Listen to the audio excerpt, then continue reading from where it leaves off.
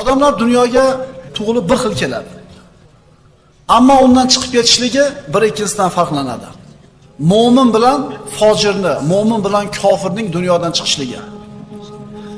Tanadan ruhni chiqib ketishligi, o'limni mo'min ham tan oladi, kofir ham tan oladi. Bu ayni haqiqat.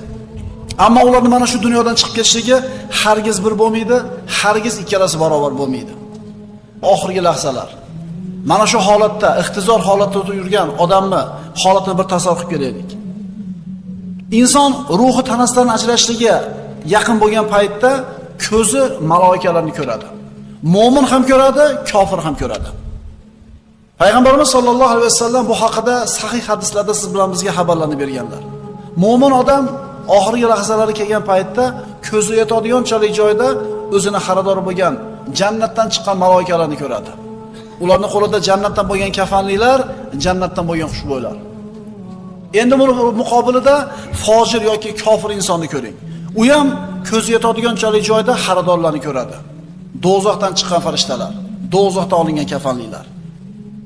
Mo'min odam o'zini xaridorlarini, o'zini olib ketishlik uchun ruhini, farishtalarni ko'rgan paytda u uchun dunyodagi eng shirin narsa o'lim bo'lib qoladi. Payg'ambarimiz sollallohu alayhi vasallam aytdilar: "Man ahabba liqa'allohi ahabballohu liqa'ahu." Kim Allohga yo'liqishni istasa, Alloh unga yo'liqishni yaxshi ko'radi. Kim Allohga yo'liqishni xohlamasa, yomon ko'rsa, Alloh ham unga ro'baro bo'lishni yomon ko'radi. Mo'min xaridorlarni ko'rganidan keyin tezroq o'lishlikni xohlab qoladi. Tezroq Allohga yo'liqishni xohlab qoladi. Binobarin Alloh taolo ham uni ko'rishni, unga yo'liqishni yaxshi ko'radi. Ya ayyatuhan nafsul mutmainna, irji'i ila robbiki radiyatan mardiyya. Mo'min odam dunyoda chiqib ketar ekan, unga nido qilinadi. Ey xotirjam, sokin jon, sen Alloh ato etgan ne'matlardan rozi bo'lgan va Alloh taolo tomonidan sening amallaringdan rozi bo'lingan holda Parvardigoring huzuriga qayt. Bu bashoratni eshitgandan keyin o'limdan yaxshi narsa qolmaydi, birodarlar, mo'min uchun. Kofirni ruhi tanasidan chiqmasdan turib, hali o'lmay turib, Alloh taolo aytadi: "Walau tara id yatawaffal ladina kafarul malaika yadribuna wujuhahum wa adbarahum." Kofir o'lmadi hali. Hali tanasidan ruh ajrab ketgani yo'q. Endi Alloh taolo uni holatini bayon qiladi siz bilan bizga. Agar farishtalar kofir kimsalarning yuz va ketlariga urib, jonlarini olayotgan va do'zax azobini totingiz, bunga sabab o'zlaringiz qilgan amallaringiz deyotganini ko'rsangiz, ularga mana shu bashorat beriladi. Qo'sh tirnoq ichidagi. Tabiiy bu kofir o'lishini xohlamaydi. Mo'min uni ruhi tanasidan ajrab chiqishligi qanday bo'ladi? Payg'ambarimiz sollallohu alayhi vasallam buni ajib suratda sifatlab berganlar. Hammamiz idishdan piyolaga suv quyamiz. Quyamizda suvni to'xtatib shunday tumshug'ini ko'targanimizda bir tomchi shunday ajrab ketadi. Kim sezadi shu suvni ajraganini idishining uchidan? Sharrat oqizib turib, shunday to'xtatganingizda oxirida bitta ikkita tomchi shunday ajraydi. Sezadimi qo'lingiz? Ko'zingiz ko'rmasa qo'lingiz sezmaydi. Mo'minning tanasidan ruhini ajrashligi mana shunday bir yengil suratda bo'ladi. Alloh mana shunday bir kunni bizga nasib qilsin hammamizga. Endi ikkinchi toifa, kofirlarning ruhi qanday ajraydi tanasidan? Po'stakda tasavvur qiling, qo'ydi po'stagini. Suvni sepib ho'l qiling. Qo'lingizda temirdan bo'lgan tikonni po'stakka botirib aylantiringda, so'ngra sug'uring. Kofirni tanasidan ruhini ajrashligi mana shunday bo'ladi. Birodarlar, bu ikkisi hargiz teng bo'lmaydi. Ha, mo'min ham, kofir ham dunyoga kelganda bir xil tug'ilgan, bir xil yig'lagan, ammo ketishligi hargiz bir bo'lmaydi. Mo'minning ruhi tanasidan ajrab chiqar ekan, undan ana shu ruhidan yer yuzida bor xushbo'y atirlarning eng afzalidan ko'ra shirinroq hid chiqadi. Hatto farishtalar yer tarafidan pokiza ruhning hidi kelyapti deb turadi osmonda. Osmondagilar his qiladi bu hidni. Endi kofirning ruhi tanasidan ajraganda esa yer yuzida mavjud bo'lgan eng badbo'y hidni isi keladi. Farishtalar buni ham his qiladi. Yer tomondan badbo'y ruhning hidi kelyapti deydi. Birodarlar, hidi ham bir xil bo'lmaydi. Garchi dunyoda bir xil yeb, bir xil ichib, bir xil kiyib, bir xil huzurlanib yashagan bo'lsa ham, lekin dunyodan chiqishligi hargiz teng bo'lmaydi. Ikkalasi ham, mu'min ham, kofir ham dunyodan chiqib ketar ekan, maloikalarni ko'radi. Lekin birini xaridori undek, birini xaridori bunday bo'ladi. Bu ikkisi barobar bo'ladimi? Birodalar, albatta keladi shu kun oldimizda. Aniq keladi. Modomiki dunyoga kelganimiz haqiqat bo'lsa, undan ketishligimiz ham ayni shunday haqiqat bo'ladi, birodarlar. Alloh taolo bizning xaridorlarimizni jannat farishtalaridan bo'lishini nasib etgan bo'lsin. Kafanlar. Mo'min odamning ruhi ajrab chiqar ekan tanasidan, bu xaridorlari Azroil alayhisalomning qo'lida bir lahza ham qo'ymaydi, ana shu jannatdan olib kelingan kafanlilar bilan kafanlaydi. Kofirni tanasidan ruhi chiqar ekan, uni xaridorlari ham bir lahza qoldirmaydi Azroil alayhisalomning qo'lida. Jahannamdan olingan kafanlar bilan kafanlaydi. Mana endi hamma narsa endi boshlandi. Mana haqiqat endi bo'ldi. Ko'zi endi ochildi. Qachon ochildi? Ko'zi yumilgandan keyin ochildi. Maloikalar ikkalasining ruhini olib osmonga ko'tariladi. Mo'minning ruhini ko'tarib osmonga ko'tarilar ekan, osmon farishtalari yer tomondan xushbo'y, pokiza ruhini hidi kelyapti. Voy biz tomondan qo'lma-qo'l qilib osmon eshigiga olib borishadi. Biz ham tegib qolaylik deydi. Birinchi osmon eshigiga kelganida samo eshigini farishtalari, qo'riqchilari so'raydi, kim bu? Shunda eng chiroyli ismlari bilan, sifatlari bilan chaqiriladi. Bu falonchining o'g'li falonchi, taqvodor, solih, namozxon, ro'zador, qori, xayr ihson qiladigan, Allohning baytini ziyorat qilgan. Unga osmon eshiklari ochiladi. Shunday qilib 7 qavat osmondan o'tadi. 7-osmonga chiqqanda Alloh taolo amr qiladi. Bu bandamning ruhini illiyinga yozib qo'yinglar. Jannatiylarning qatoriga ism yozib qo'yiladi.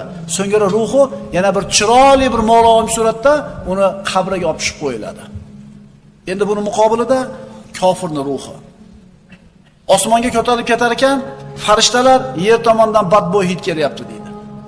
Va birinchi osmon eshigini oldiga olib kelganida kim bu deb so'raydi farishtalar.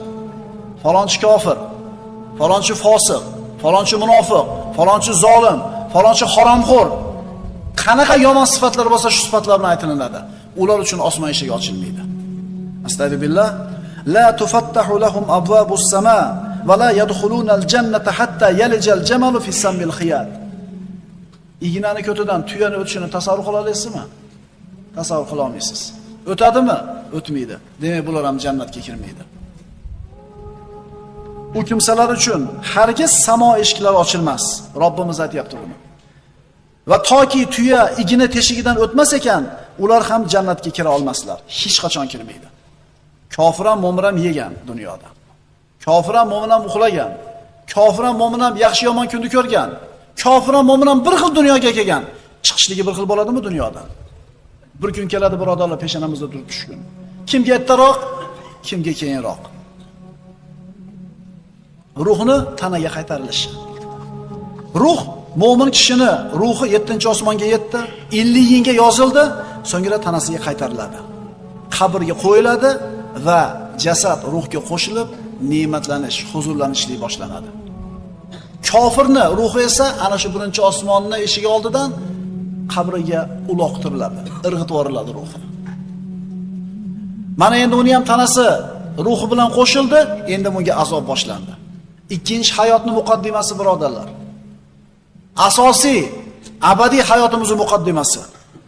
Va man yushrik billahi fa ka'annama kharra minas samaa fatakhtafuhu at-tayr aw tahwi bihi ar-rihu fi makanin sahiq. Alloh taolo uni ruhini nima dedi? Kim Allohga shirk keltirsa, bas u osmondan qulagan uni biron vahshiy qush o'lja qilib olib ketgan yoki qattiq shamol yiroq joylarga uchirib ketgan kabidir. Uni holati qadayu, boyagi mo'minning holati qo'lma-qo'l bo'lib, yana qabrga tushishligi qada. Hali oxirat azobi yoki ne'mati boshlanmasdan turib, kofirning musibatini ko'ring. Uloqtirilyapti. O'zi xor bo'lganini, dunyoda adashib kofir bo'lib yashaganligi, xato ekanligini tushundi. Hali tanasidan ruh ajramay turib, xaridorlarni ko'rganda, aqli ishladi, ko'zi ochildi, endi buni foydasi yo'q. Endi buni foydasi yo'q. Biri namoz o'qidi, ikkinchisi o'qimadi. Biri roza tutdi, ikkinchisi tutmadi. Biri ota-onasining duosini oldi, ikkinchisi oq bo'ldi. Biri o'zini pokiza saqlandi uylanib, ikkinchisi zinoni o'tkazdi har kuni.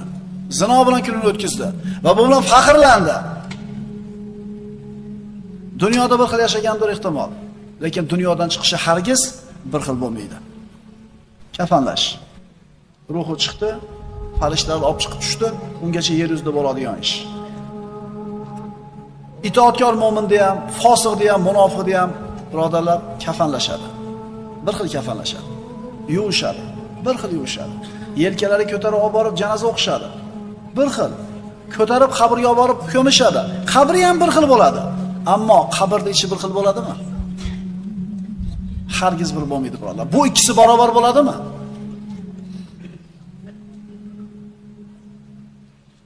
Ikkalasini ko'tarib ketishyapti. Mo'min aytadi: "Tezroq boringlar. Tezroq boringlar, tezroq borib joyimga qo'yinglar." Kofir aytadi: "Voy unga voy bo'lsin, qayoqqa olib ketyapsizlar uni? Olib bormanglar uyaga" deydi. Lekin ko'tarib ketayotganlarga uni ham so'zi baribir, buni ham so'zi baribir. Ular uni bilmaydi. Ular uni eshitmaydi. Biri shoshiltiradi, biri orqaga suradi, lekin unisini ham, bunisini ham aytgani bo'lmaydi birodarlar. Alloh taolo aytadi: "Astagfirullah, afanaj'alul muslimina kal mujrimin, ma lakum kayfa tahkumun?" Axir biz musulmonlarni jinoyatchi kofir kimsalarga barobar qilavermizmi? Ya'ni ikkalasi teng bo'ladimi deyapti Alloh taolo. Ey mushriklar, sizlarga nima bo'ldi? Qanday hukm chiqarmoqdasizlar? Namoz o'qigan ham, o'qimagan ham bir xil yuraveradi dunyoda. Roza tutgan, tutmagan bir xil nafas olib yuraveradi. Endi-chi? Endi ham bir xil ularning ahvoli. Keyin ikkisi ham qabrga qo'yiladi. Endi nima boshlanadi bu yerda? Abadiy hayotning muqaddimasi. Mana bu yerda ularning holati barobar bo'lmaydi. Ikkalasi qabrga qo'yiladi. Ustidan tuproq tortiladi. Dafn qilinadi. Eng ajib narsa shuki, qabrda yotgan mayyit uni ruhi tanasiga qaytarib kirgizilgandan keyin ustiga tuproq tashlayotganini eshitib yotadi. Birodarlar, bir fikr qilib ko'ringlar-da. Yotibsiz qabrda, zimiston, hech kim sizni eshitmaydi, qimirlolmaysiz, tuproqni ustiga shop tashlayapti. Bir kun turibdi oldimizda. Bu chiroyli jasadlarimiz chiriydi. Bu dunyolarimiz qolib ketadi. Bu yaxshi ko'rgan ayollarimiz, farzandlarimiz Qur'onda o'qib qo'yib ketaveradi. Yakkama-yakka qolamiz Robbimizning maloikalari bilan. Tanish bilishi yo'q. Telefon yo'q. Dunyoda har qanday muammoingizni bitta qo'ng'iroq bilan hal qilib qo'yadigan akaxonlar, ukaxonlar yo'q. Bir kun turibdi, birodar, shu kun turibdi, bir kun keladi boshimizga. Shu kunga tayyorgarlik ko'raylik. Biroz oldin tirik edi bu. Odamlar bilan gaplashyapti, unga gapirishyapti. Biroz oldin tirik edi u. Dunyoda edi, yer ustida edi. Mana endi yer ostida. Tuproqda ostida yolg'iz o'zi. Usmon ibn Affon roziyallohu anhuga jannat, do'zax haqida gapirsa, ko'p ham yig'lamas edi-yu, ammo qabr haqida, o'lim haqida gapirsa, qattiq yig'lar edi. Sababini so'rashganida aytardiki: "Ey birodarlar, qabr oxirat manzilining birinchi bekati. Agar unda ish yengil bo'lsa, undan keyingi narsa undan ham oson bo'ladi" der edi. Alloh taolo yengil qilsin ishimizni birodarlar. Qabrda ruhi tanasiga kirgizildi, ikkalasini ham o'tkazib qo'yadi maloikalar. Qanaqa qilib o'tkazib qo'yadi? Bu Alloh biladi. Siz bilan biz bu dunyodagi kallalarimiz bilan narigi dunyoda hayotini idrok qilib olishga harakat qilmay qo'yadi. Alloh o'tkazib qo'yadi dedimi? Payg'ambar o'tkazib qo'yadi dedimi? Tamom o'tkazib qo'yadi.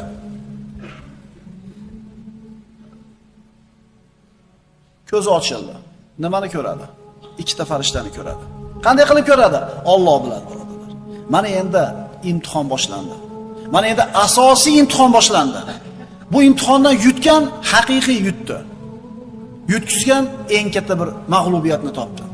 Eng katta fitna boshlanadi.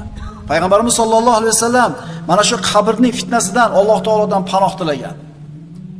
Maloikalar so'raydi: "Robbing kim? Dini nima? Sizlarning oranglarga yuborilgan odam haqida nima deysan?"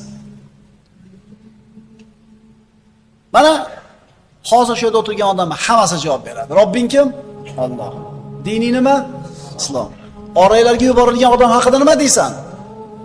U kishi Muhammad Rasululloh sallallohu alayhi vasallam. Endi bir odam aytishi mumkin, nima endi 3 qator so'z ekan. Yodlab berib qo'yish qiyinmi? Birodarlar, u yerda bu kalimalarga kim javob bera oladi bilasizmi? Shu kalimalarning taqozosi bilan yashagan odamlar. Man qala la ilaha illalloh muxlisan min qalbihi dahalal janna. Ixlos bilan shu kalimani aytsa jannatga kiradi.